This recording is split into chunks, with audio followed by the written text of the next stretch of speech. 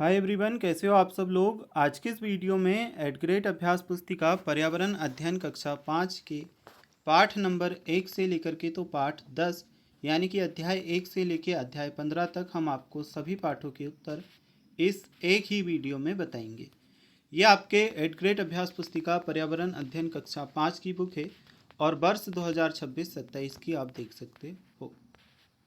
अगर हम इसमें नीचे साइड चलें तो यहाँ पे आपको अनुक्रमणिका देखने को मिल जाती है। इसमें आपको सभी पाठों के नाम दिए हैं। तो इस वीडियो में हम आपके पाठ नंबर 1, 2, 3, 4, 5, 6, 7, 8, 9 और जो आपका पाठ 10 दिया है बोलती इमारतें, यहाँ तक आपको सभी पाठों के उत्तर इस एक ही वीडियो में बताएंगे। पेज के हिसाब से अगर हम देखें तो पेज नंबर 1 से लगा करके तो जो आपका पेज नंबर दिया है बोलती इमारतें कहाँ तक, पेज नंबर 47 तक आपको कंप्लीट उत्तर बताया जाएगा।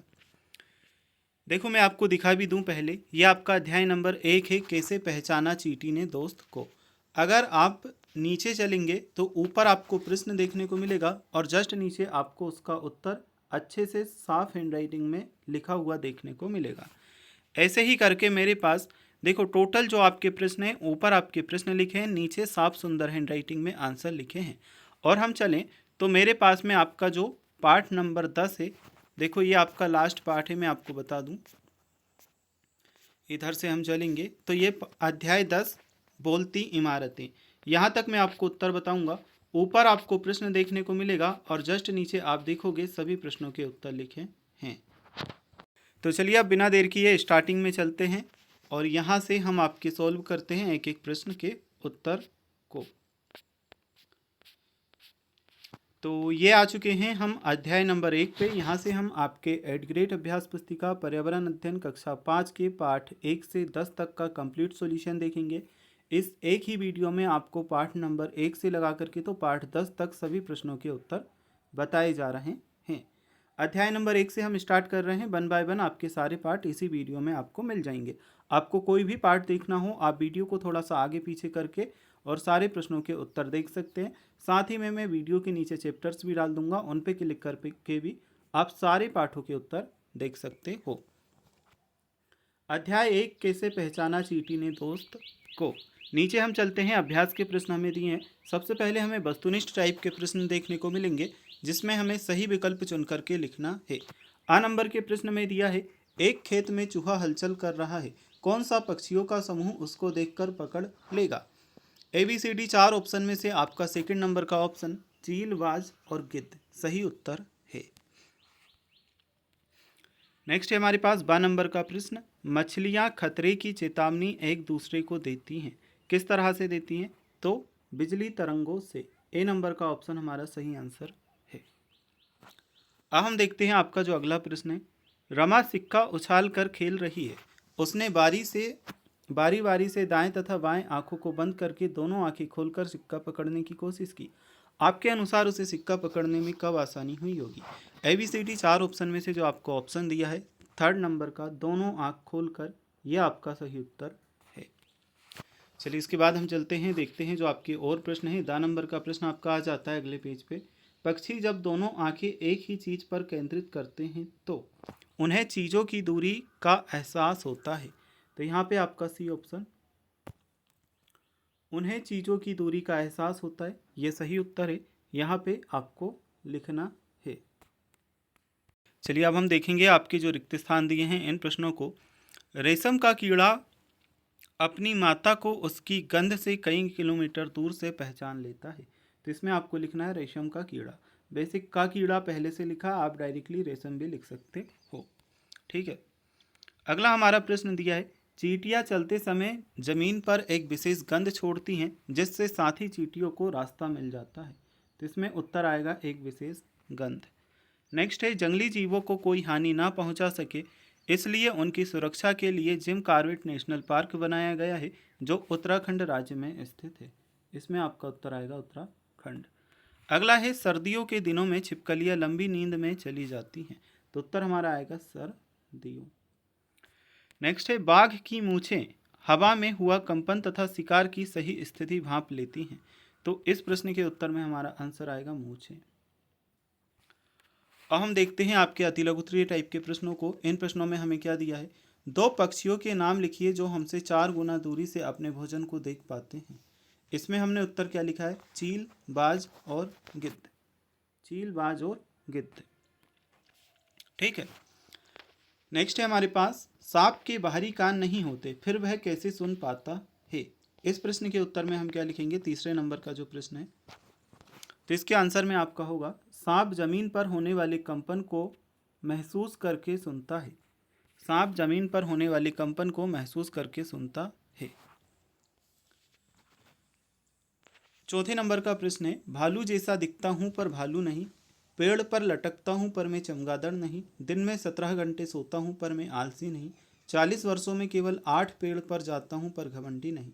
उक्त पहेली में से किस जानवर के बारे में कहा गया है। यह आपका स्लोथ जानवर है, तो उत्तर हम करेंगे स्लोथ। अब आ जाते हैं अगले प्रश्नों की तरफ। लघुत्तरीय टाइप के प्रश्न दिए हैं, मछलियां अचानक पानी में तेज हलचल और अजीब तरीके से व्यवहार क्यों करने लगती हैं। 5वें नंबर के प्रश्न में आप उत्तर ये लिखोगे। यहाँ पे आपका आंसर रहेगा, क्या करना है, मछलियां खतरे का आभास होने पर अन्य मछलियों को चेतावनी देने के लिए बिजली तरंगे छोड़ती हैं और घबराहट में अजीब तरह का व्यवहार करती हैं। अब है 6वें नंबर का प्रश्न, मच्छरों को अंधेरे में भी आपके होने का पता कैसे चलता है। 6 नंबर के क्वेश्चन में आंसर हम क्या करेंगे, मच्छर हमारे शरीर की गंध, खासकर पैरों और तलवों की गंध और हमारे शरीर की गर्मी से हमें अंधेरे में भी ढूंढ लेते हैं। इसके बाद है आपका 7वें नंबर का प्रश्न, पशुओं की खाल, सींग व दांतों से क्या क्या सामग्री बनाई जाती है। इस प्रश्न के उत्तर में हम यहाँ से करेंगे, ये आपको देखो 7वें नंबर के प्रश्न में करना है, पशुओं की खाल से बैग व जूते, सींग से बटन व कंघी और दांतों से आभूषण व मूर्तियां बनाई जाती हैं। अब हमारे पास 8वें नंबर का प्रश्न, एक कतार में चलने वाली चींटियों का रास्ता रोकने पर उनके व्यवहार में क्या बदलाव होता है और क्यों। 8वें नंबर के प्रश्न में आप आंसर क्या करोगे, यहाँ पे देख सकते हैं, रास्ता रुकने से चींटियों को आगे वाली चींटी की गंध मिलनी बंद हो जाती है, जिससे वह भ्रमित होकर अपनी कतार तोड़ देती है। अब हम आपके दीर्घोत्तरीय प्रश्नों को देखते हैं। बाघ की कौन कौन सी शक्तियां होती हैं, लिखिए। तो इसमें हमें क्या लिखना है, बाघ की कौन कौन सी विशेष शक्तियां होती है लिखना है। 9वें नंबर का प्रश्न आपसे पूछा गया है, इसमें उत्तर क्या करेंगे, बाघ अंधेरे में हमसे 6 गुना बेहतर देख सकता है, इसकी मूछें हवा में कंपन से शिकार की सही जगह भांप लेती हैं, इसके कान पत्तों के हिलने और शिकार के चलने की आवाज़ में अंतर पहचान लेते हैं, इसकी दहाड़ 3 किलोमीटर दूर तक सुनी जा सकती है। 10वें नंबर का प्रश्न है, बाघ एवं अन्य पशु पक्षियों की संख्या कम होने के क्या क्या कारण हो सकते हैं। 10वें नंबर के प्रश्न में लिखेंगे, पशु पक्षियों की संख्या कम होने के मुख्य कारण निम्नलिखित हैं। पहला है, लालची शिकारियों द्वारा जानवरों के दांत, खाल, सींग आदि के लिए उनका अवैध शिकार करना। दूसरा, जंगलों की कटाई के कारण जानवरों का प्राकृतिक आवास यानी कि घर छिन जाना। फिर है, बढ़ता हुआ पर्यावरण प्रदूषण और जलवायु परिवर्तन और प्राकृतिक आपदाएं। एक प्रोजेक्ट कार्य हमें दिया है, दी गई सारणी में घर में बिन बुलाए या पालतू कोई 10 जानवरों के विषय में निम्नांकित जानकारी भरिए। तो यहाँ पे हमें बिन बुलाए या पालतू कोई 10 जानवरों के विषय में जानकारी भरनी है। एक हमें क्रमांक दिया है, जानवर का नाम लिखना है, बताना है पालतू है या बिन बुलाए, और भोजन क्या खाते हैं, कहाँ रहते हैं, कब सक्रिय रहते हैं और अपनी रक्षा कैसे करते हैं। तो यहाँ आप देख सकते हो, सबसे पहले हमने क्या लिखा, कुत्ता। कुत्ता पालतू होता है, रोटी और मांस खाता है, घर में रहता है, दिन के टाइम सक्रिय रहता है, अपनी रक्षा भौंक करके या काट करके करता है। इसी तरह बिल्ली का लिखा है, बिन बुलाए आती है, दूध चूहे खाती है, घर छत में रहती है, दिन रात सक्रिय होती है और भाग करके। फिर हमने गाय का लिखा है, चूहे का, छिपकली का और मच्छर का।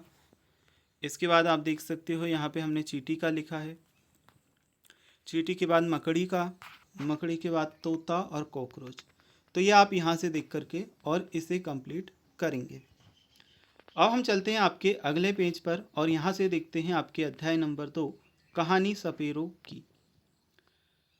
तो एडग्रेड अभ्यास पुस्तिका पर्यावरण अध्ययन कक्षा 5 के अध्याय नंबर 2 कहानी सपेरों की, यहाँ से हम आपका सॉल्व करेंगे।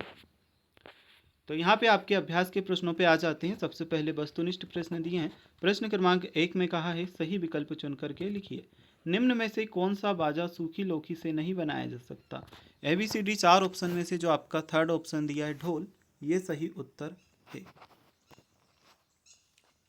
तो इसमें आप आंसर क्या करोगे? ढोल।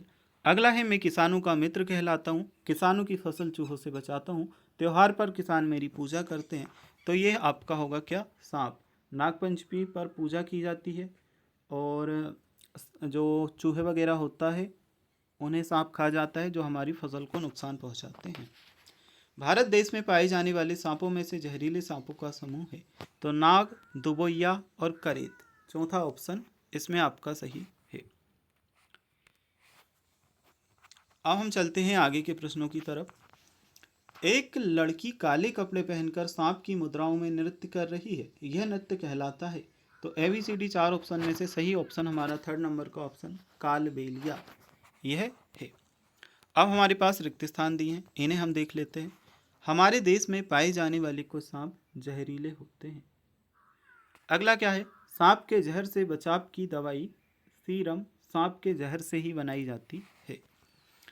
सरकार ने कानून बना दिया है कि ना तो कोई जंगली जीवों को पकड़ सकता है और ना ही उन्हें अपने पास रख सकता है। इससे सपेरों की रोजी रोटी में कठिनाई आई है। उत्तर आपका क्या होगा? रोजी रोटी। सपेरों के प्रति समुदाय से बातचीत करके यह स्पष्ट हुआ है कि इन लोगों का व्यवहार जीवों के प्रति क्रूर नहीं होता। तो उत्तर हम करेंगे क्रूर। अब हमारे पास अति लघुत्तरीय टाइप के प्रश्न आ जाते हैं, इन प्रश्नों को हम देखते हैं। सांप के जहर के असर को खत्म करने वाली दवाई सीरम कैसे बनाई जाती है? इस प्रश्न के उत्तर में क्या लिखना है? सांप के जहर के असर को खत्म करने वाली दवाई सीरम सांप के जहर से ही बनाई जाती है। सांप के जहर को खत्म करने के लिए सपेरे क्या करते हैं? तीसरे नंबर के प्रश्न में उत्तर क्या होगा? सपेरे सांप के जहर को खत्म करने के लिए डंक के निशान से सांप को पहचान कर जंगल से लाई गई जड़ी बूटियों की दवा देते हैं। लेकिन आजकल टाइम बदल चुका है, अब अगर किसी को भी सांप काटता है तो हमें हॉस्पिटल जाना चाहिए, झाड़ फूक और ये जड़ी बूटी के चक्कर में नहीं रहना चाहिए। अब हमारे पास लघुत्तरीय टाइप के प्रश्न आ चुके हैं, इन प्रश्नों को हम देखते हैं। चौथे नंबर के प्रश्न में दिया है, पुराने समय में वर्तमान समय में सांपों के काटने के उपचार में क्या परिवर्तन आया है? अपने शब्दों में लिखिए। चौथे नंबर के प्रश्न में हम उत्तर क्या करेंगे? यहाँ पे देखो आप, पुराने समय में सपेरे जड़ी बूटियों से इलाज करते थे, जबकि आज सांप काटने पर तुरंत सरकारी अस्पतालों में सांप के जहर से बनी दवाई सीरम दी जाती है। तो ये चौथे नंबर का प्रश्न आपका कंप्लीट। अब हम चलते हैं आपके प्रश्न क्रमांक 5 की तरफ। दी गई वर्ण पहेली से रोजी रोटी के लिए पाले जाने वाले जीव जंतुओं के नाम छांट कर लिखिए। ये एक वर्ग पहेली दी है, इसमें से हमने कौन कौन से नाम छांटे हैं?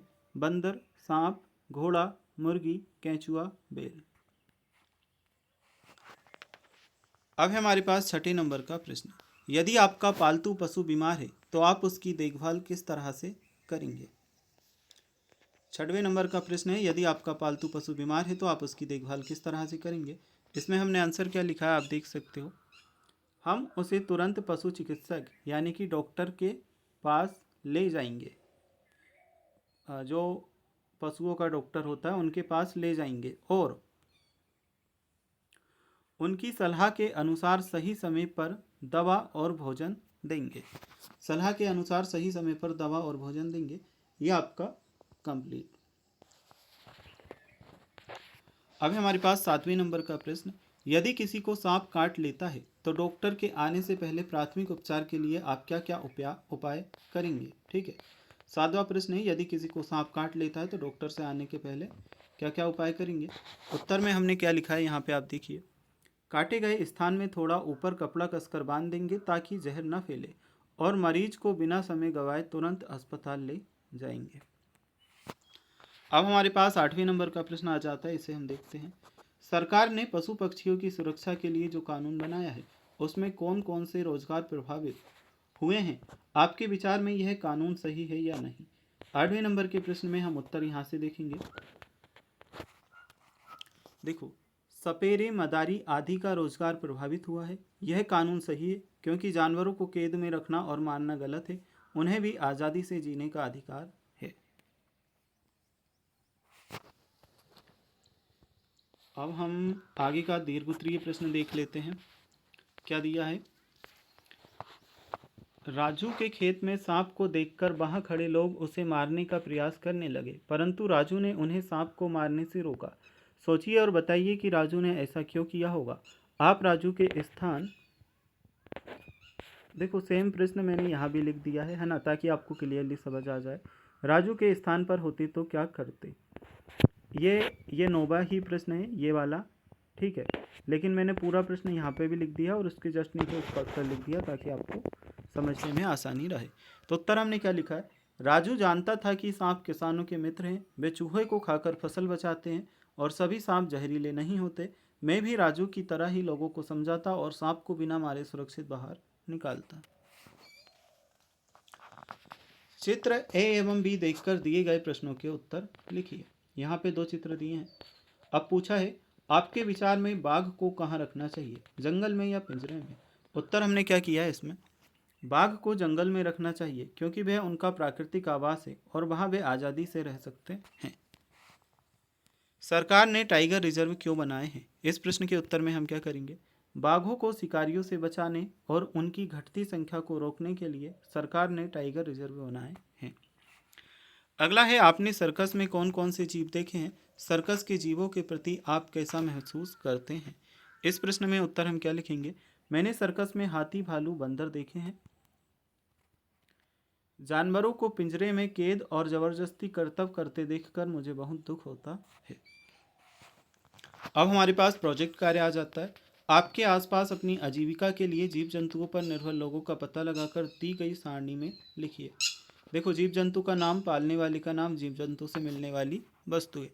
यहाँ पे हमने गाय भैंस लिखा, दूध वाला पशुपालक पालता है, दूध और गोबर देते हैं। मुर्गी पालक पालता है, अंडे और मांस देते हैं। भेड़ गडरिया पालते हैं, ऊन और दूध देती है। अब हमारे पास में अध्याय नंबर 3 आ चुका है, चखने से पचने तक। इसे हम सॉल्व करेंगे। पर्यावरण अध्ययन कक्षा 5 का अध्याय नंबर 3 चखने से पचने तक एड ग्रेड अभ्यास पुस्तिका का हम सॉल्व कर रहे हैं।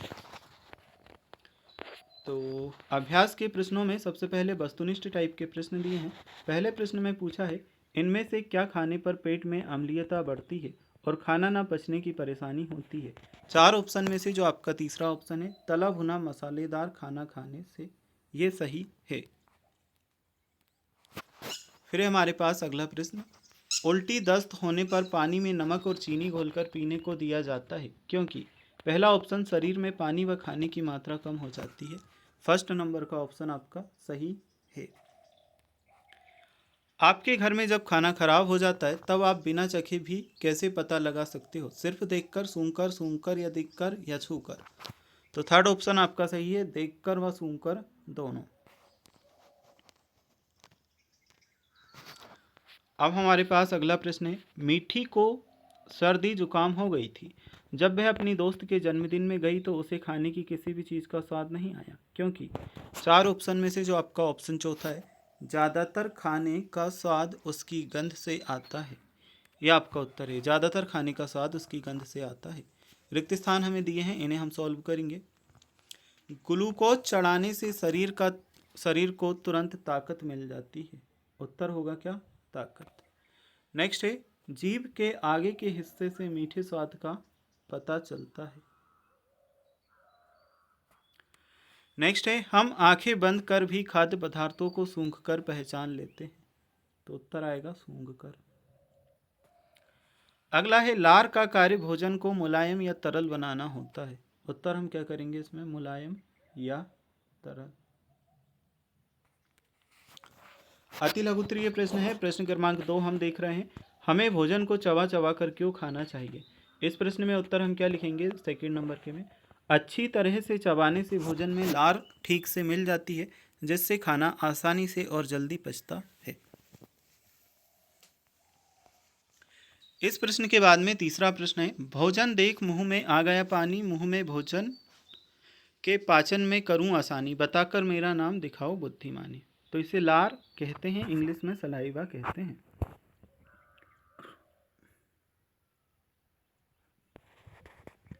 चौथा प्रश्न है, पेट में बनने वाले रस का नाम लिखिए। तो पाचक रस, आम्ल एसिड लिखेंगे हम। अब हमारे पास लघुत्तरीय टाइप के प्रश्न है। 5वें नंबर के प्रश्न में पूछा है, मीठी ने अपने दोस्त को खाने पर बुलाया। उसने खाने में दाल चावल हरी सब्जी रोटी सलाद रखा। उसके दोस्त ने कहा कि तुम इतना पौष्टिक भोजन खाती हो इसलिए इतनी स्वस्थ हो, जबकि मैं आलसी और अस्वस्थ हूँ क्योंकि मैं तो अधिकतर पिज्ज़ा चिप्स बर्गर और मसाले वाला भोजन खाती हूँ। तो यहाँ पे हम प्रश्न क्रमांक 5 के पहले प्रश्न का उत्तर सबसे पहले लिखेंगे। क्या आप रोज रोज पिज्ज़ा चिप्स बर्गर खा सकते हैं? यदि हाँ, नहीं तो क्यों?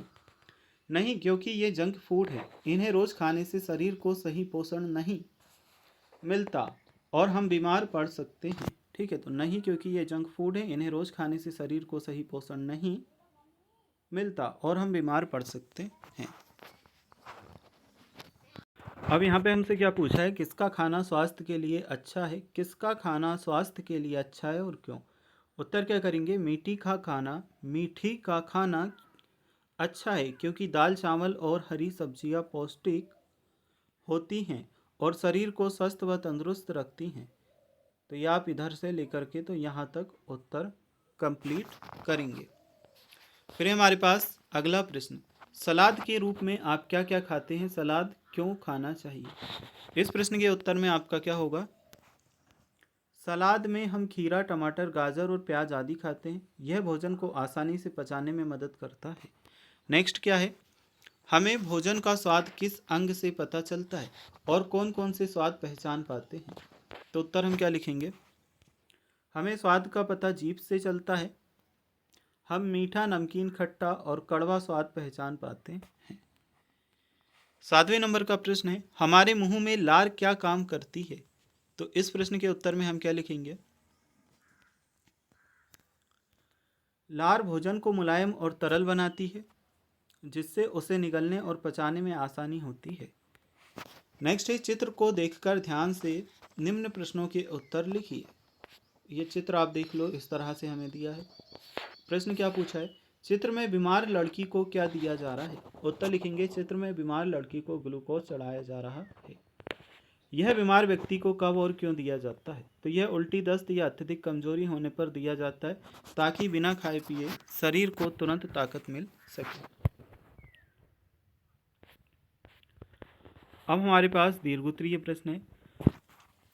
चार्ट में भोजन पदार्थों के 3 समूह ABC दिए गए हैं। इन समूहों को देखकर प्रश्नों के उत्तर लिखिए।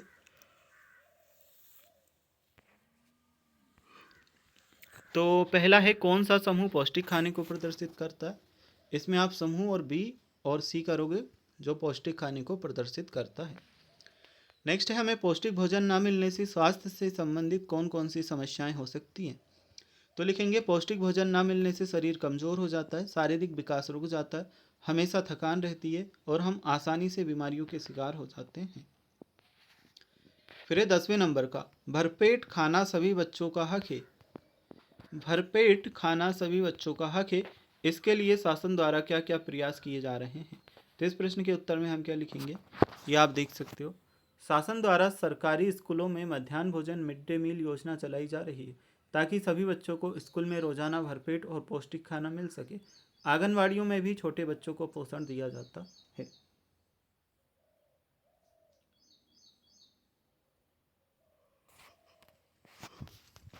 अब हमारे पास अगले प्रश्न आ जाते हैं। तो ये प्रोजेक्ट कार्य हमें दिया है, इसे हम देखते हैं। आपके द्वारा चखे जाने वाले निम्न खाद्य पदार्थों को चखकर उनके स्वाद के आधार पर चिन्ह लगाकर सारणी भरिए। खाद्य पदार्थ का नाम लिखना है, स्वाद बताना है और कौन से भाग से, जीभ के कौन से भाग से उसके स्वाद का पता चलता है वह बताना है। सबसे पहले चीनी शक्कर लिखा है जिसका स्वाद मीठा होता है, आगे वाले भाग से हमें पता चलता है जीभ के। दूसरा नींबू, दाईं तरफ के भाग से हमें पता चलता है और खट्टा होता है, और दाईं और बाईं तरफ दोनों के से पता चलता है। नमकीन, नमक स्वाद में नमकीन होता है और दाएं और बाएं तरफ वाली जीभ से हमें पता चलता है। करेला कड़वा होता है और इसका पता हमें पीछे का जो भाग होता है उससे चलता है। गुड़ मीठा होता है, जीभ के आगे वाले भाग से पता चलता है। इमली खट्टी होती है, आइट साइड वाले भागों से पता चलता है। चिप्स और नमकीन नमकीन होते हैं, इनका भी आइट साइड से पता चलता है। मेथी दाना और नीम कड़वी होती है और जीभ के पिछले भाग से पता चलता है। अध्याय 4 हमारे पास आ जाता है, खाए आम बारो महीने। एडग्रेड अभ्यास पुस्तिका पर्यावरण अध्ययन कक्षा 5 के अध्याय नंबर 4 को हम सॉल्व करेंगे। पाठ का नाम है खाए आम 12 महीना। तो इसमें हमारे प्रश्न आ जाते हैं, चलिए इन्हें हम देखते हैं। सही विकल्प चुनकर के लिखना है। पहले प्रश्न में पूछा है भोजन पचाने के संबंध में कौन सा कथन सही नहीं है। भोजन पचने के संबंध में कौन सा कथन सही नहीं है। ABCD 4 ऑप्शन में से चौथे नंबर का ऑप्शन भोजन करते समय पानी पीने से भोजन अच्छे से पचता है, यह कथन गलत है।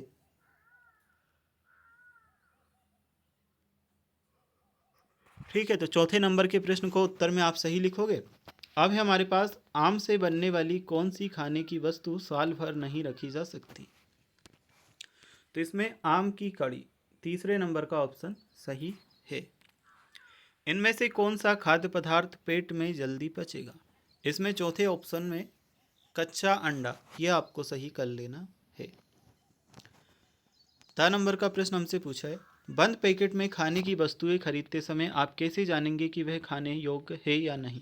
चौथे नंबर का ऑप्शन हमारा सही है, पैकेट पर दी गई तारीख से। अब है हमारे पास अगला प्रश्न, रिक्त स्थान भरिए। दूध को उबालकर संरक्षित किया जा सकता है, तो इसमें उत्तर हम लिखेंगे उबाल कर।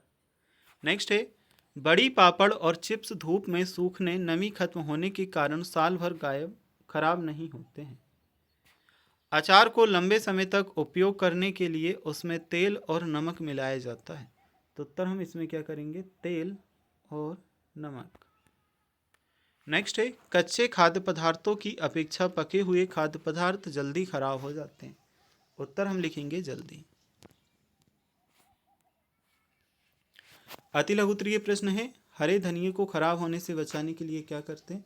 उत्तर लिखेंगे हरे धनिये को साफ गीले कपड़े में लपेट कर रखते हैं। तीसरा है आप दुकान पर ब्रेड खरीदने जाएंगे तो क्या देख करके खरीदेंगे। इसके उत्तर में हमने लिखा है हम पैकेट पर लिखी बनाने की तारीख और ख़राब होने की तारीख देखकर खरीदेंगे, जिसे मैन्युफैक्चरिंग डेट और एक्सपायरी डेट भी कहा जाता है। ठीक है, सुखाकर खाई जाने वाली वस्तुओं को गोले में मिलाइए, तो ये हमने देखो इस तरह से किया है।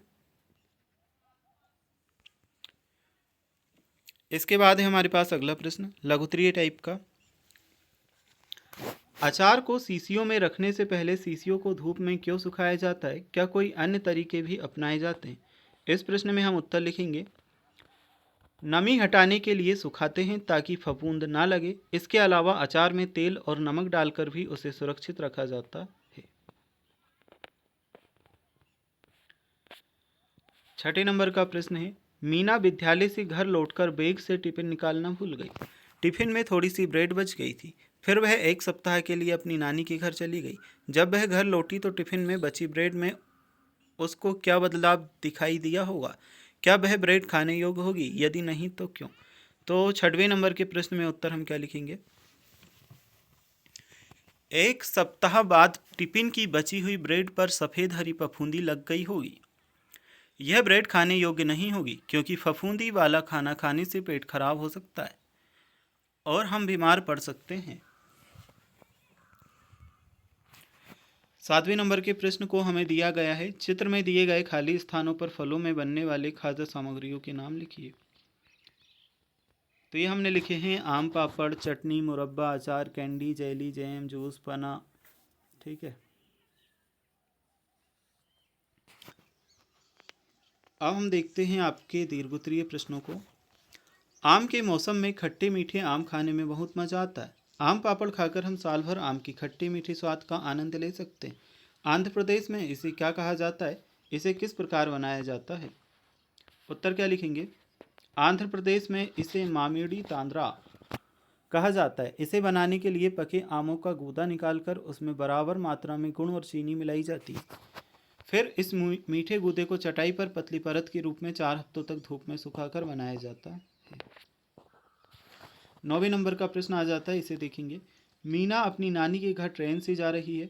उसे नानी के घर जाने में 3 दिन लगेंगे। उसकी माँ ने यात्रा के लिए नीचे दिए गए खाने के सामान को अपने साथ रखा है। आपके अनुसार मीना को कौन सा खाना किस दिन खाना चाहिए ताकि खाना खराब हुए बिना उपयोग हो सके। तो देखो पूड़ी, आलू की सब्जी, सेब, केला, दूध, मठरी, नमकीन, अचार, पोहा, ब्रेड, जैम, बिस्किट, ये सारी चीज़ें दी हैं। पहले दिन उसे पूड़ी, आलू की सब्जी, पोहा, दूध खाना चाहिए क्योंकि ये चीज़ें जल्दी ख़राब होती हैं। ठीक है। दूसरे दिन सेब, केला, ब्रेड, जैम, ये चीज़ें 1-2 दिन तक ख़राब नहीं होती इसके लिए। तीसरे दिन मठरी, नमकीन, बिस्किट, अचार, सूखी चीज़ें हैं और लंबे समय तक ख़राब नहीं होती। चित्र को देखकर नीचे दिए गए प्रश्नों के उत्तर लिखिए। दी गई सामग्री का मूल्य कितना है? तो दी गई सामग्री का मूल्य 22 रुपये है, जो पैकेट पे लिखा है। सामग्री का निर्माण कब किया गया? डेट डली है 12/6/2023, यानी कि 12 जून 2023। सामग्री का उपयोग कब तक किया जा सकता है?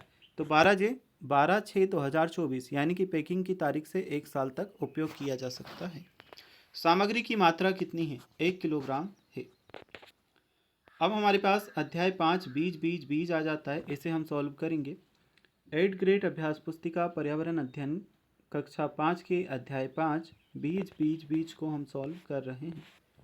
अभ्यास के प्रश्नों में वस्तुनिष्ठ प्रश्न आपको सबसे पहले दिए हैं, सही विकल्प चुन करके लिखना है। चनों को अंकुरित करने के लिए उन्हें ABCD 4 ऑप्शन में से सेकंड ऑप्शन आपका सही रहेगा, भिगो कर गीले कपड़े में लपेट कर रखना चाहिए। नेक्स्ट है हमारे पास, प्रिया का पौधा मुरझा गया था क्योंकि उस पौधे को 4 ऑप्शन हमें दिए हैं। चौथा ऑप्शन जो आपको दिया गया है, पर्याप्त हवा, पानी एवं धूप नहीं मिली। पर्याप्त हवा, पानी एवं धूप नहीं मिली, यह आपका चौथा वाला सही है। नेक्स्ट है हमारे पास, इनमें से शिकारी पौधा है। ABCD 4 ऑप्शन में से जो आपका ऑप्शन सेकंड है, निपेंथिस, ये सही उत्तर होगा। अब हमारे पास अगले प्रश्न आ जाते हैं, इन प्रश्नों को हम देखेंगे। बीजों के बिखराव के लिए कौन सहायक नहीं है? ABCD 4 ऑप्शन में से जो आपका सेकंड ऑप्शन है, मिट्टी, यह आपका सही उत्तर रहेगा। तो उत्तर में आपको सेकंड ऑप्शन मिट्टी करना है। रिक्त स्थान भरिए। भिंडी अफ्रीका से हमारे देश में आई, तो उत्तर में क्या लिख लोगे यहाँ पे? अफ्रीका। नेक्स्ट हमारे पास क्या है? बीजों के अंकुरण के लिए हवा व पानी आवश्यक घटक हैं। शिकारी पौधों का भोजन कीड़े मकोड़े होते हैं, इसमें आप उत्तर करोगे कीड़े मकोड़े। नेक्स्ट हमें क्या दिया है? उड़ने वाले बीज स्वयं हल्के और रोएदार वाले होते हैं, तो उत्तर में आपका क्या आ जाएगा? हल्के और रोएदार। पौधों के बीज स्वयं हवा और जानवरों के माध्यम से एक दूसरे तक पहुंच जाते हैं, इसमें आपका आंसर आ जाएगा हवा और जानवरों। अब हमारे पास अति लघुत्तरीय टाइप के प्रश्न हैं, इन प्रश्नों को हम देखेंगे। प्रश्न क्रमांक 2 हमें दिया है, कौन कौन से खेल आप बीजों से खेल सकते हैं? सेकंड नंबर का प्रश्न है, कौन कौन से खेल आप बीजों से खेल सकते हैं? उत्तर हम क्या लिखेंगे? बीजों से अष्टाचम्मा, आम की गुल्ली से बाजा बजाना और बीजों से आकृतियां बनाना, ये सारे खेल खेल सकते हैं। बिना बीज के उगने वाले किसी एक पौधे का नाम लिखो, तो गुलाब या आलू गन्ना हमने लिखा। हवा से उड़कर बिखरने वाले बीज कैसे होते हैं? ये बीज बहुत हल्के, छोटे और रोएदार होते हैं। लघुत्तरीय प्रश्न, यहाँ पे आप देखना, प्रिया और मनोज के शिक्षक ने उन्हें चनों को अंकुरित करके लाने के लिए कहा। प्रिया के बीज अंकुरित हो गए परंतु मनोज के नहीं। प्रिया ने मनोज को बीज के अंकुरण के बारे में क्या सलाह दी होगी? लिखिए। इस प्रश्न के उत्तर में हम क्या लिखेंगे? बीजों को भिगोने के बाद एक गीले सूती कपड़े में बांधकर रखना चाहिए ताकि उन्हें अंकुरित होने के लिए जरूरी हवा और पानी दोनों मिल सके। अब इसके बाद हम देखेंगे आपके अगले प्रश्न को, यहाँ पे 6वें नंबर का दिया है, चित्र को देखकर दिए गए प्रश्नों के उत्तर लिखिए। यह चित्र किस पौधे का है? तो यह शिकारी पौधा निपेंथिस है। यह पौधे अपना भोजन किस प्रकार करते हैं? तो आंसर हमने क्या लिखा है? घड़े जैसा पौधा खुशबू से कीड़ों को आकर्षित कर फंसा लेता है।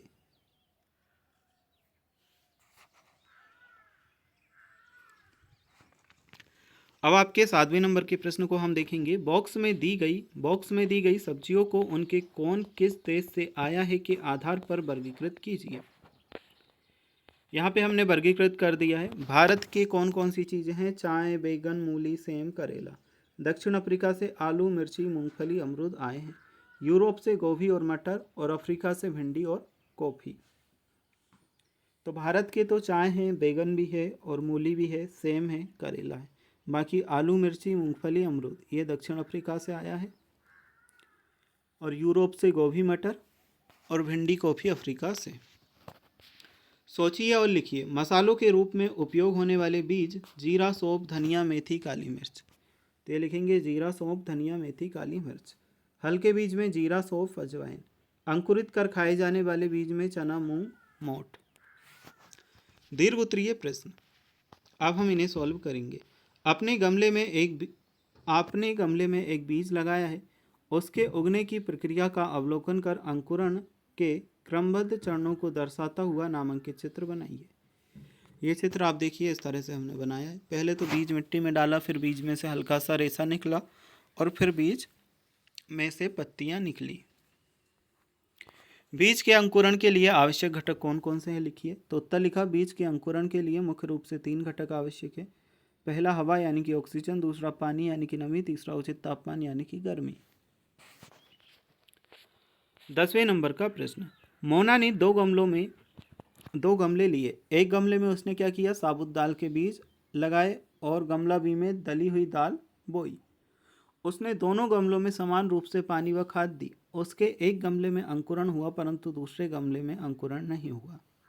क्या लिखेंगे, गमले ए में साबुत दाल में, क्योंकि साबुत बीज जीवित होते हैं जो हवा पानी पाकर नए पौधे के रूप में उग सकते हैं। किस गमले में अंकुरण नहीं हुआ होगा और क्यों। गमले बी यानी कि दली हुई दाल में, क्योंकि दाल को दलने तोड़ने से उसके अंदर का अंकुरण वाला हिस्सा टूटकर नष्ट हो जाता है। प्रोजेक्ट कार्य 2 हमारा आ जाता है, इसे देखेंगे। अपने रसोई घर से 10 अलग अलग प्रकार के बीज सीट पर गोंद या सेलोटेप की सहायता से चिपकाइए और दिए गए बिंदुओं के आधार पर इन बीजों के बारे में लिखिए। देखो, बीज सबसे पहले हमने यहाँ पे रखे चने के। रंग भूरा होता है, आकार गोल होता है, हल्का नुकीला, ऊपरी सतह खुरदुरी होती है, उपयोग सब्जी और अंकुरित कर खाने में होता है। राजमा दूसरा, लाल गहरा भूरा होता है, चपटा और ऊपरी सतह चिकनी होती है और उपयोग सब्जी के रूप में होता है। जीरा भूरा होता है, लंबा व पतला होता है, खुरदरी होती है, मसाले के रूप में उपयोग होता है। सरसों काला या पीला होता है, गोल और बहुत छोटा होता है, सतह चिकनी होती है, मसालेदार और तेल के लिए उपयोग होता है। इसी तरह से हमने मूंग, सौंफ, साबुत धनिया, मेथी, काली मिर्च और अजवाइन के लिए किए हैं। अब हमारे पास अध्याय नंबर 6 आ जाता है, इसे हम सॉल्व करेंगे। अध्याय 6 का नाम है बूंद बूंद दरिया दरिया। तो चलिए अध्याय नंबर 6 को हम सॉल्व करते हैं, बूंद बूंद दरिया दरिया को। अभ्यास के प्रश्न आपको दिए हैं, वस्तुनिष्ठ टाइप के प्रश्न सबसे पहले दिए हैं। सही विकल्प चुन करके लिखना है। गर्मियों में पानी की किल्लत आम बात है। अगर हम पानी को संरक्षित करने के कुछ तरीके अपनाएं तो पानी की किल्लत से बचा जा सकता है। एक दूसरे से जुड़े हुए लगातार 9 तालाब बनाए गए थे, क्यों। तो उत्तर लिखेंगे, वर्ष भर पानी मिलता रहे। सेकंड नंबर का ऑप्शन आपका सही उत्तर इसमें है। अल बिरूनी किस देश से आए थे, तो उज्बेकिस्तान से आए थे। चौथा ऑप्शन आपका सही उत्तर होगा। यह चित्र संदेश देता है कि ABCD 4 ऑप्शन में से आपका सेकंड ऑप्शन जल बचाओ का संदेश देता है। अब 2 नंबर का प्रश्न हमें बारिश के दिनों में पानी को इकट्ठा करने की व्यवस्था करनी चाहिए। इस संबंध में कौन सा कथन सही नहीं है। तो टोटल 4 ऑप्शन दिए हैं, इसमें से आपका सेकंड कथन कुआं तालाब टैंक का निर्माण नहीं करना चाहिए, यह कथन उत्तर में आप लिखेंगे। अब हमें रिक्त स्थान दिए गए हैं, चलिए इन्हें देख लेते हैं। तो अब हमारे पास रिक्त स्थान आ जाते हैं, चलिए इन्हें हम सॉल्व करते हैं। पुराने समय में यात्रियों की प्यास बुझाने के लिए बावड़िया या प्याऊ बनाए जाते थे। तो यहाँ पे बावड़िया या प्याऊ आप लिखेंगे। अगला हमें दिया है पानी अनमोल है और हमें उसकी बचत करना चाहिए। अनमोल या जीवन है, इस तरह से लिख सकते हो, और हमें उसकी बचत करना चाहिए। बारिश पानी का शुद्धतम स्रोत है और चढ़सीसर में 9 तालाब आपस में जुड़े थे, तो 9 आप करोगे। अब हमारे पास अति लघुत्तरीय टाइप के प्रश्न आ जाते हैं, इन प्रश्नों को हम देखेंगे। सीमेंट से बनी सड़कों पर बारिश का पानी बहकर कहाँ जाता होगा। इस प्रश्न के उत्तर में हमने क्या लिखा है, जमीन पानी नहीं सोख पाती, इसलिए पानी बहकर नालियों, गटरों या पाइपों में चला जाता है। यह आपका उत्तर है, जमीन पानी नहीं सोख पाती इसलिए पानी बहकर नालियों, गटरों या पाइपों में चला जाता है। अब हमारे पास थर्ड नंबर का प्रश्न, दिए गए चित्र में निशान खींचकर बताइए कि बारिश का पानी छत से टैंक तक कैसे पहुंचता है। देखो पहले छत पे गिरता है, छत से नीचे आता है, नीचे से यहाँ और इस तरह से टैंक में पहुंच जाता है, ये हमने बताया।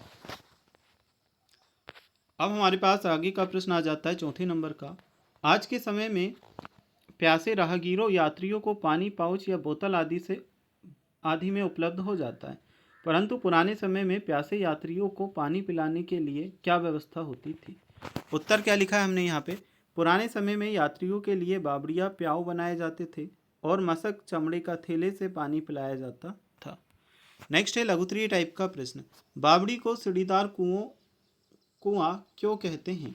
इस प्रश्न के उत्तर में हम क्या लिखेंगे, क्योंकि इसमें पानी तक पहुंचने के लिए ज़मीन के नीचे तक सीढ़ियाँ बनी होती हैं, जिससे उतरकर पानी पिया जाता था, पानी लिया जाता था या पिया जाता था। ठीक है, वर्ण पहेली से विभिन्न जल स्रोतों के नाम खोजकर लिखिए। तो यहाँ पे हमने लिखा है नहर, झील, कुआं, तालाब, नदी और कूप। अगला है हमारे पास, दिए गए बिल को देखकर प्रश्नों के उत्तर दीजिए। यह एग्जाम्पल हमें यहाँ पे बताया गया है, इसके नीचे हमसे कुछ प्रश्न पूछे हैं, उन प्रश्नों को हम देखेंगे।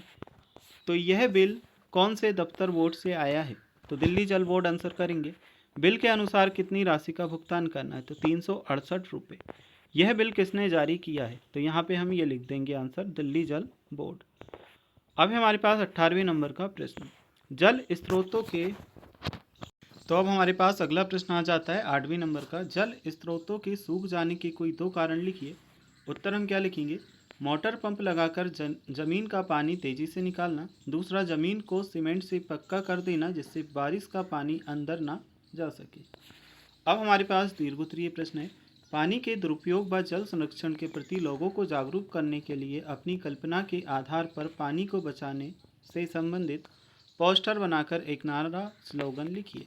यहाँ पे आप देख सकते हो 9वें नंबर का, जल ही जीवन है, पानी की हर बूंद बचाओ। ये हमने यहाँ पे इस तरह से पोस्टर बनाया है और आप पूरा देख सकते हो कि ये पोस्टर बनाया है, स्लोगन लिखा है, सारी चीज़ें।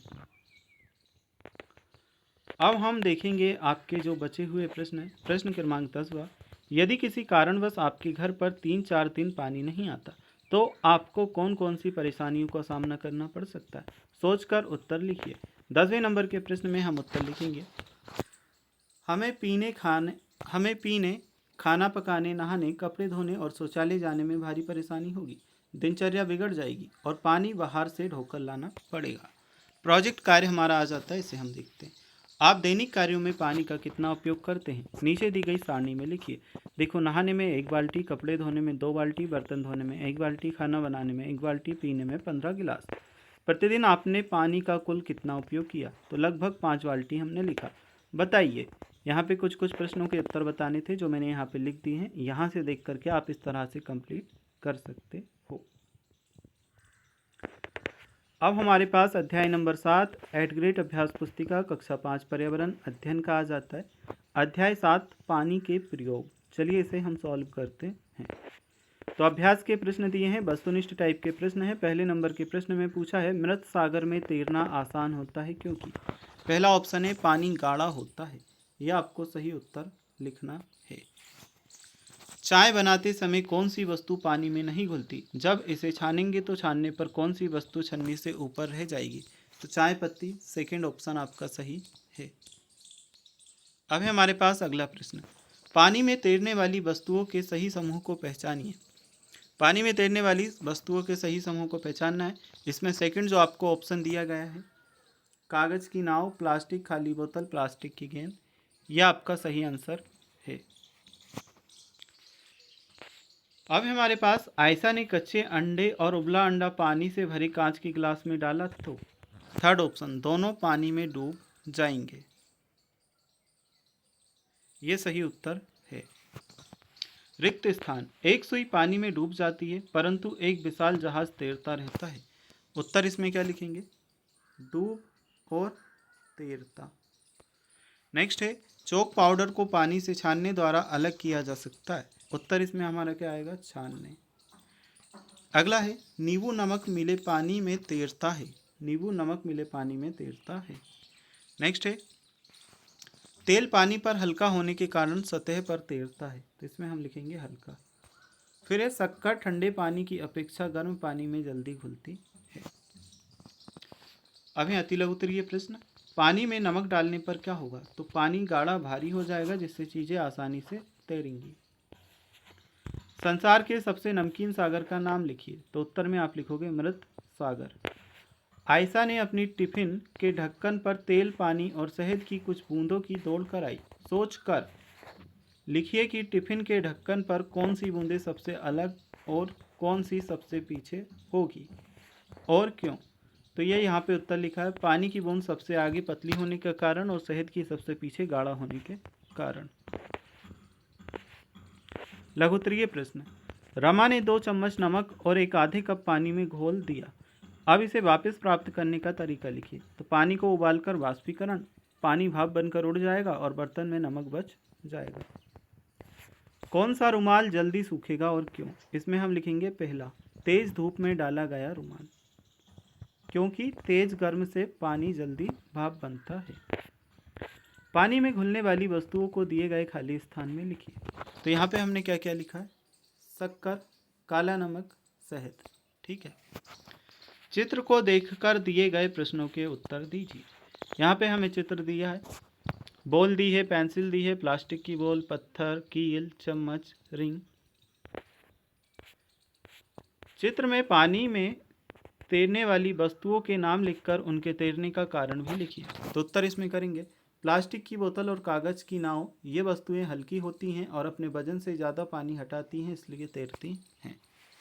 चित्र में पानी में डूबने वाली वस्तुओं के नाम लिखकर उनके डूबने का कारण लिखिए। तो लोहे की कील और पत्थर, ये वस्तुएं भारी होती हैं और कम जगह घेरती हैं, इसलिए डूब जाती हैं। अब है दीर्घोत्तरीय प्रश्न, लघुत्तरीय यहाँ पे 9वें नंबर के प्रश्न पे आप आ जाना डायरेक्ट। दिए गए पदार्थों को आप पानी में से कैसे अलग करेंगे? पानी में से चॉक पाउडर, तो फिल्टर पेपर या बारीक कपड़े से छानकर। पानी में से मिट्टी, पानी को कुछ देर नितारकर या फिटकरी डालकर। पानी में से तेल, चम्मच से नितारकर या ऊपर से अलग करके। पानी में से लकड़ी का बुरादा, तो छन्नी से छानकर। 10वां प्रश्न है, नमक को पानी में घोलने पर वह पानी में ही मौजूद रहता है, यह आप अपने दोस्त को कैसे समझाएंगे? इसमें हम उत्तर क्या करेंगे? मैं दोस्त को वह पानी चखने को कहूँगा, स्वाद नमकीन होगा, फिर उस पानी को उबालूंगा, पानी भाप बन जाएगा और बर्तन के तले में नमक वापस दिख जाएगा। अब हमारे पास प्रोजेक्ट कार्य आ जाता है, चलिए इसे देखते हैं। आपके रसोई घर में उपलब्ध वस्तुओं के पानी पर प्रयोग कर नीचे दी गई तालिका में जानकारी भरें। वस्तु का नाम, पानी में घुलनशील या अघुलनशील है वह बताना है, पानी में डूबती है या नहीं या तैरती है वह बताना है। नमक पानी में घुलनशील है टिक करेंगे और पानी में डूबता है ये लिखेंगे। दूसरा हमने चीनी का लिखा है, तो चीनी का आप लिख लेना जिस तरह से जो चीज़ें मैंने लिखी हैं।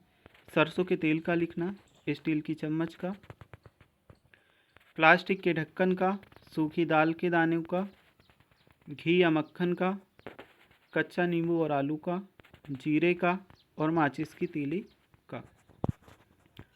अब हमारे पास अध्याय नंबर 8 आ जाता है, मच्छरों की दावत। एडग्रेड अभ्यास पुस्तिका कक्षा 5 पर्यावरण अध्ययन के अध्याय नंबर 8 मच्छरों की दावत। इसे अब हम सॉल्व करेंगे।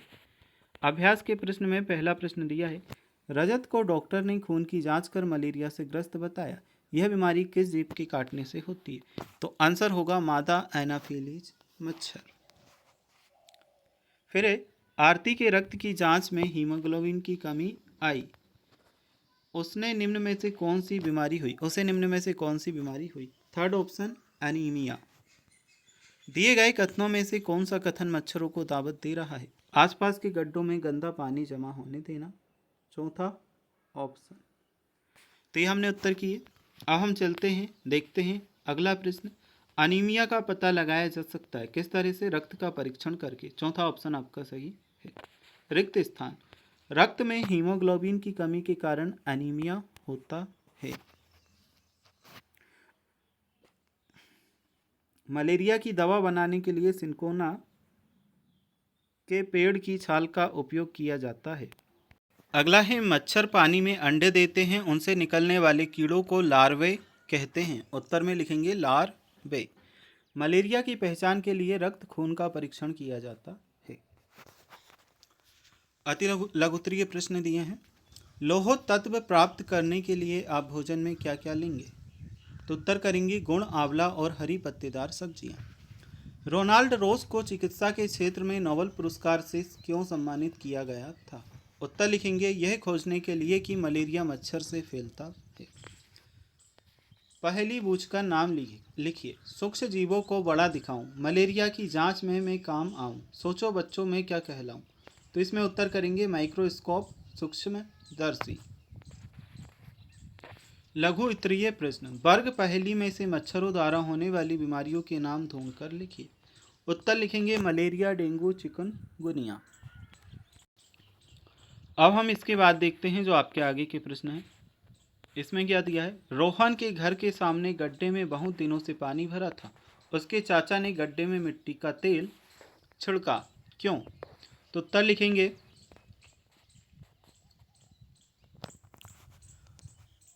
मिट्टी का तेल पानी में एक परत बना देता है, जिससे पानी में पल रहे मच्छरों के लार्वे को सांस लेने के लिए हवा नहीं मिलती और वे मर जाते हैं। मक्खियाँ काटती नहीं हैं, पर वे बीमारियाँ कैसे फैलाती हैं? 7वें नंबर के प्रश्न में आपका उत्तर ये रहेगा, मक्खियाँ गंदगी पर बैठती हैं, जिससे कीटाणु उनके पैरों में चिपक जाते हैं। जब वे बिना ढके भोजन पर बैठती हैं तो कीटाणु भोजन में मिल जाते हैं और हमें बीमार करते हैं। 8वां प्रश्न है, आरती को अनीमिया है, उसे डॉक्टर ने आयरन युक्त हरी पत्तेदार सब्जियां खाने के लिए कहा है। रजत को मलेरिया हुआ, आपके अनुसार हरी पत्तेदार सब्जियां खाने से रजत का मलेरिया ठीक हो सकता है या नहीं, क्यों? तो इस प्रश्न के उत्तर में हम क्या लिखेंगे? नहीं, हरी सब्जियां खाने से शरीर में आयरन बढ़ता है, जिससे अनीमिया ठीक होता है। मलेरिया के लिए खास दवाई सिनकोना की छाल की जरूरत होती है। दीर्घोत्तरीय प्रश्न, चित्र में दी गई रिपोर्ट का अवलोकन कर निम्नलिखित प्रश्नों के उत्तर लिखिए। ये आप देख सकते हो, इस तरह से दी गई है एक आपको डेमो की तरह। अब यहाँ पे देखेंगे यह रिपोर्ट किसके नाम की है, तो नाम लिखेंगे रजत। रिपोर्ट के अनुसार किस बीमारी का पता चला? मलेरिया। रिपोर्ट में मलेरिया रोग की क्या पहचान हुई? ठंड लगकर कपकपी के साथ बुखार आना और खून में मलेरिया के जीवाणु का मिलना। फिर रजत को मच्छरों से बचाव के लिए अपने घर में क्या क्या उपाय करने चाहिए? तो रजत को मच्छरदानी का उपयोग करना चाहिए, आसपास पानी जमा नहीं होने देना चाहिए और गड्ढों में मिट्टी के तेल छिड़कना चाहिए। तो ये एक सैंपल के तौर पे हमने बताया है, ठीक है, जो आपकी बुक में ऑलरेडी दिया है। पोस्टर को ध्यानपूर्वक देखकर दिए गए प्रश्न के उत्तर लिखिए। क्या आप मच्छरों को दावत दे रहे हैं? सावधान, मलेरिया, डेंगू, चिकनगुनिया हो सकता है। आसपास पानी इकट्ठा जमा ना होने दे, गड्ढों को भर दे, पानी की बर्तन, टंकी, कूलर को साफ रखें, हर हफ्ते सुखाएं। इस तरह से दिया है। पोस्टर में आपको किससे सावधान किया जा रहा है? उत्तर लिखेंगे मच्छरों को पनपने देने और उनसे होने वाली बीमारियों मलेरिया, डेंगू, चिकनगुनिया से सावधान किया जा रहा है। फिर हमारे पास पोस्टर में से कौन कौन सी बीमारियों की जानकारी मिल रही है? पोस्टर से मलेरिया, डेंगू और चिकनगुनिया जैसी बीमारियों की जानकारी मिल रही है।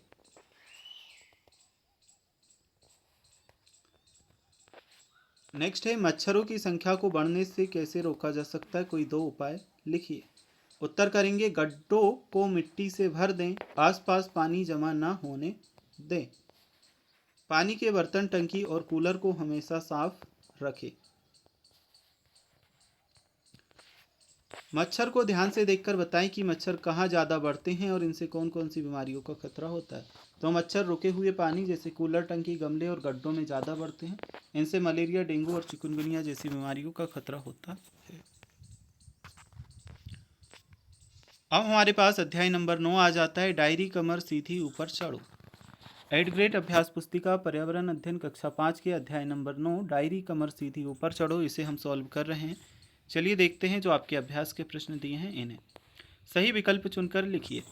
निम्नलिखित में से ग्रुप लीडर की जिम्मेदारी नहीं है।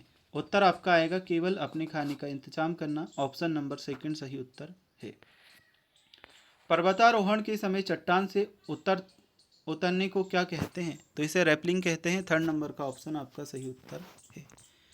फिर हमारे पास 7 नंबर का प्रश्न, माउंट एवरेस्ट पर चढ़ने वाली पहली भारतीय महिला है। बछेंद्री पाल। 2nd ऑप्शन आपका सही है। अब हमारे पास 10 नंबर का है, दिए गए समूह में से कौन सा समूह पर्वतारोहण में इस्तेमाल की जाने वाली वस्तुओं का है? Sling, piton, sleeping bag. यह आपका उत्तर रहेगा 3rd नंबर का। रिक्त स्थान भरिए। चट्टान पर चढ़ते समय आसानी से चढ़ सके इसके लिए चट्टानों के बीच 90 डिग्री का कोण बनाते हुए चलना चाहिए। ठीक है। आप पर्वतारोहण के समय रास्ता भटक जाएं तो सीटी बजाकर अपने साथियों को संकेत दे सकते हैं। बर्फ वाले पहाड़ों पर सहारे के लिए छड़ी का उपयोग किया जाता है। उत्तर हम क्या करेंगे? छड़ी। नेक्स्ट है, पर्वतारोही अधिक ऊंचाई पर चढ़ते समय अपने साथ ठंडी से बचने के लिए कुछ सामान ले जाते हैं, ठंडी से बचने के लिए, जिसमें सोने के लिए स्लीपिंग बैग भी होता है। यह पंखों के कारण गर्म रहता है। अति लघुत्तरीय प्रश्न है सेकंड नंबर के। यहाँ पे हमें ये सारी चीज़ें दी हैं, इसके नीचे चलेंगे और प्रश्नों के उत्तर को देखेंगे। यह महिला कौन है? उत्तर लिखेंगे यह महिला बछेंद्री पाल हैं। फिर उन्होंने भारत का झंडा क्यों गाड़ा? उत्तर में क्या लिखेंगे? सेकंड नंबर का है, एवरेस्ट पर पहुंचने की खुशी में और देश को सम्मान देने के लिए उन्होंने वहां भारत का झंडा गाड़ा। वह माउंट एवरेस्ट पर कब चढ़ी? उत्तर लिखेंगे वह 23 मई 1984 के दिन में 1:07 पर माउंट एवरेस्ट पर चढ़ी। माउंट एवरेस्ट की ऊंचाई कितनी है? तो माउंट एवरेस्ट की ऊंचाई 8,900 मीटर है। कैंप फायर से आप क्या समझते हैं? उत्तर लिखेंगे कैंप के आखिरी दिन रात में आग जलाकर उसके चारों ओर बैठकर गाना, चुटकुले सुनाना और मजे करना ही कैंप फायर कहलाता है। तो ये इधर तक आपका उत्तर है। नेक्स्ट है हमारे पास चौथा प्रश्न, टेंट बनाने के लिए दोहरी परत वाली प्लास्टिक की सीट का उपयोग क्यों किया जाता है? इस प्रश्न में उत्तर क्या लिखेंगे? दोहरी सीट की परतों के बीच हवा रुकी रहती है जिससे टेंट के अंदर ठंड नहीं आती और गर्माहट बनी रहती है। पर्वतारोहियों को विटामिन सी और आयरन की गोलियां क्यों दी जाती हैं? इसके उत्तर में क्या लिखेंगे? पर्वतारोहियों को ठंड से बचाव और शरीर में अधिक शक्ति ऊर्जा बनाए रखने के लिए ये गोलियां दी जाती हैं। अब हमारे पास लघुत्तरीय प्रश्न है, पहाड़ पर टेंट के चारों तरफ नाली क्यों खोद दी जाती है? तो उत्तर लिखेंगे बारिश का पानी और जहरीले कीड़े मकोड़ों, सांप बिच्छू आदि को टेंट के अंदर आने से रोकने के लिए नाली खोदी जाती है। सातवां है, आपको कभी डर लगता है तो डर से उबरने के लिए आप क्या करते हैं? उत्तर हम इसमें क्या लिखेंगे? डर लगने पर मैं गहरी सांस लेता हूँ, किसी बड़े के को पास बुलाता हूँ और अपना ध्यान दूसरी अच्छी बातों में लगाकर हिम्मत जुटाता हूँ। अब हम इसके बाद देखते हैं 8वें नंबर का प्रश्न, कैंप में स्लीपिंग बैग का उपयोग कब और क्यों किया जाता है? इस प्रश्न के उत्तर में आएगा, स्लीपिंग बैग का उपयोग रात में सोने के लिए किया जाता है। इसमें पंख भरे होते हैं जो ठंडे और बर्फीले पहाड़ों पर शरीर को गर्माहट देते हैं। चलिए इसके बाद दीर्घोत्तरीय प्रश्न आ जाते हैं, इन प्रश्नों को समझते हैं। सोचिए कि आपके स्कूल द्वारा पहाड़ों पर एक एडवेंचर कैंप का आयोजन किया जा रहा है और आपको इनमें से एक समूह का लीडर बना दिया जाता है। तो समूह लीडर के रूप में आपकी क्या क्या जिम्मेदारियां संभालनी होंगी? उत्तर क्या लिखेंगे? एक लीडर के रूप में मेरी जिम्मेदारियां होंगी दूसरों का सामान उठाने में मदद करना, पूरे ग्रुप को आगे जाने पर ही आगे बढ़ना, न चल पाने वाले साथी को हाथ पकड़कर चलाना। चौथा पॉइंट और पांचवा पॉइंट आप यहाँ से देख सकते हैं। अब है 10वां प्रश्न, आपने कभी कोई हिम्मत वाला काम किया होगा? अपने शब्दों में लिखिए। इस प्रश्न का उत्तर आप अपने अकॉर्डिंग कर सकते हो, नहीं आता तो फिर जो मैंने यहाँ पे लिखा है यह आप लिख सकते हैं। चलिए अब हम देखते हैं आपके प्रोजेक्ट कार्य को। माउंट एवरेस्ट पर चढ़ने वाली पहली भारतीय महिला बछेंद्री पाल के चित्र एकत्रित करिए। माउंट एवरेस्ट पर चढ़ने की तैयारी एवं चढ़ने तक आने वाली कठिनाइयों और उनका सामना करने संबंधी आलेख लिखकर एक स्क्रैप बुक तैयार कीजिए। देखो प्रोजेक्ट के लिए आपकी बुक में जगह नहीं है, फिर भी मैं आपको एक अलग पेज पे लिख करके बता रहा हूँ ताकि आपके प्रश्न ना छूटे। पर्वतारोहण में उपयोग होने वाले उपकरणों के नाम और उनके चित्र यहाँ पे मैंने दिए हैं। मोटी और मजबूत रस्सी, हुक, सिलिंग और खूंटे, पिट ऑन, स्लीपिंग बैग सोने के लिए, ट्रैकिंग वाले नुकीले जूते, ऑक्सीजन सिलेंडर और छड़ी स्टिक। यहाँ पे मैंने चित्र भी बनाए हैं, पहला मोटी और मजबूत रस्सी का, दूसरा छड़ी यानी कि स्टिक का, तीसरा हुक यानी कि सिलिंग का, चौथा ट्रैकिंग वाले नुकीले जूतों का। अध्याय नंबर 10 बोलती इमारतें हमारा आ जाता है। चलिए इसे हम सॉल्व करते हैं। तो अध्याय नंबर 10 में हमें दिया है बोलती इमारतें, हमारी चैप्टर का नाम है। एडग्रेड अभ्यास पुस्तिका पर्यावरण अध्ययन के अध्याय नंबर 10 को सॉल्व कर रहे हैं। सबसे पहले अभ्यास के प्रश्न में पहला प्रश्न पूछा है, किले में बड़े झरोखे, खिड़कियों और रोशनदान बनाए जाने के मुख्य कारण क्या था? तो रोशनी और हवा के लिए। पहला ऑप्शन आपका सही उत्तर है। राखी ने अपने घर का नक्शा बनाने के लिए चिन्ह का उपयोग किया, दरवाजे के लिए। चौथा ऑप्शन आपका सही उत्तर है। सृष्टि सूर्योदय के समय सूर्य के विपरीत दिशा की ओर मुंह कर खड़ी हुई, उसके दाएं हाथ की ओर कौन सी दिशा होगी? इसमें आपका थर्ड ऑप्शन उत्तर दिशा सही उत्तर रहेगा। प्राचीन काल में बनाए गए फव्वारों के चलने का मुख्य कारण था। इसमें आपका जो सेकंड ऑप्शन है जल दबाव, ये सही उत्तर है। रिक्त स्थान भरिए। पुराने समय में बंदूकों और तोपों का उपयोग किया जाता था। आजकल कई देश युद्ध के समय न्यूक्लियर बम का उपयोग करते हैं। बुर्ज किले की दीवारों से भी ऊंचे होते थे। इसमें हम उत्तर करेंगे बुर्ज।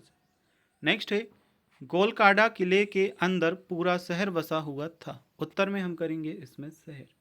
नेक्स्ट है हमारे पास गोलकोंडा किले की दीवारों पर छेनी व हथौड़ी से सुंदर कलाकृतियां बनी थी। तो उत्तर हम करेंगे इसमें छेनी और हथौड़ी। नेक्स्ट है नक्शों में ऊपर की ओर उत्तर दिशा होती है। इसमें हम लिखेंगे उत्तर। अब है अति लघुत्तरीय टाइप के प्रश्न।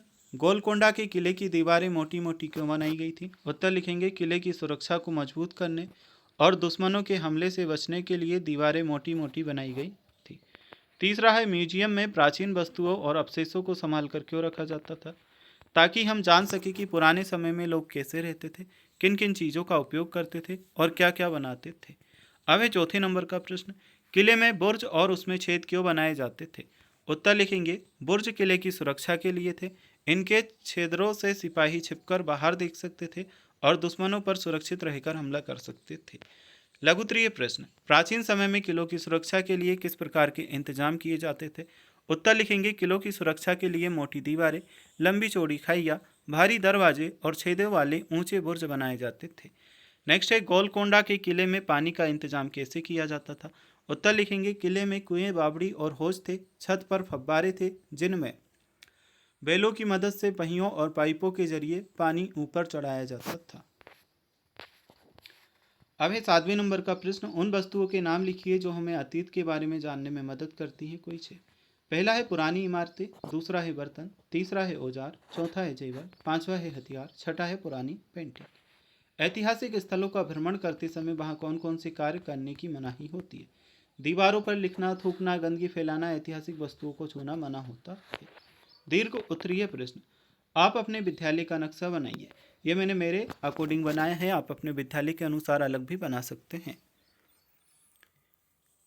और 10वां हमारा है नीचे दिए गए नक्शे को देखकर प्रश्नों के उत्तर लिखिए। यह एक नक्शा दिया है, उत्तर दिशा को दर्शाया गया है। तो ये प्रश्न है इसी से रिलेटेड, ये नक्शा आपका। अब रीस के घर में रामू का घर किस दिशा में है? पश्चिम दिशा में लिखेंगे। सेकंड नंबर के प्रश्न में हाउस से रामू के घर जाने के लिए कौन से स्थान से होकर जाएंगे, उनके नाम लिखिए। तो उदय स्कूल, अस्पताल चौराहा और शासकीय प्रशाला लुगरवाड़ा। शासकीय प्रशाला लुगरवाड़ा दल सागर तालाब में कौन सी दिशा है? उत्तर पश्चिम। दल सागर से जबलपुर जाने के लिए कौन सी दिशा में जाना पड़ेगा? उत्तर। जिला शिक्षा केंद्र से सृष्टि विहार हाउस किस दिशा में? उत्तर पश्चिम। प्रोजेक्ट कार्य जो हमसे ये पूछा गया है इसे आप देख सकते हो। तो इस प्रोजेक्ट कार्य को शिक्षक बड़ों की सहायता से अपने क्षेत्र के ऐतिहासिक जानकारी प्राप्त कीजिए, जैसे स्थल, भवन, पेंटिंग, फर्नीचर। बिंदुओं के आधार पर जानकारी देना है। किन औजारों का उपयोग किया गया, क्या हाथ से बनाया गया अथवा औजार बनाते थे, और किस स्थिति में संरक्षित कैसे रखा गया। तो इसका देखिए प्रोजेक्ट कार्य आप इस तरह से कर सकते हो। मेरे क्षेत्र घर की ऐतिहासिक वस्तु, पुराने तांबे का सिक्का, पता लगाइए, ये हमने लिखा इस तरह से। फिर दूसरा भी हमने इस तरह से लिखा। ये प्रोजेक्ट कार्य कंप्लीट किया है हमने आपके जो पाठ 10 है, अध्याय 10, इसके लास्ट प्रश्न में जो आपसे प्रोजेक्ट पूछा गया है उसका। बाकी आप प्रोजेक्ट को अपने अकॉर्डिंग कर सकते हो जैसे आपको अच्छा लगे।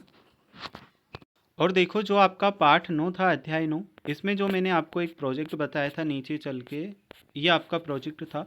माउंट एवरेस्ट पर चढ़ने वाली पहली भारतीय महिला बछेंद्री पाल के चित्र एकत्रित करिए और माउंट एवरेस्ट पर चढ़ने की तैयारी एवं चढ़ने तक आने वाली कठिनाइयाँ और उसका सामना करने संबंधी आलेख लिखकर इसको बुक तैयार कीजिए।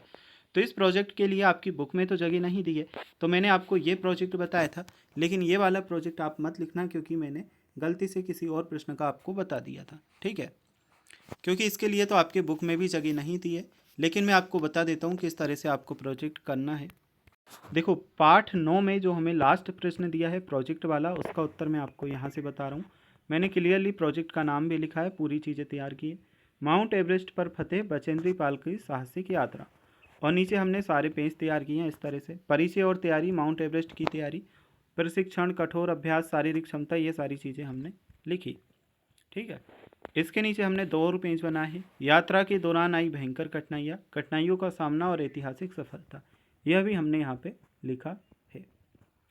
तो ये आपके अध्याय 9 का प्रोजेक्ट नंबर जो लास्ट वाला प्रश्न है, इसका उत्तर आप ये वाला कर लेना। देखो टोटल पार्ट नंबर 1 से लेके 10 तक उत्तर आपको बता दिए हैं। वीडियो को लाइक करके चैनल को सब्सक्राइब कर लेना। इसी तरह हमने और भी सब्जेक्ट के लिए वीडियोस अपलोड कर रखे हैं, आप हमारे चैनल पर जा कर के देख सकते हैं।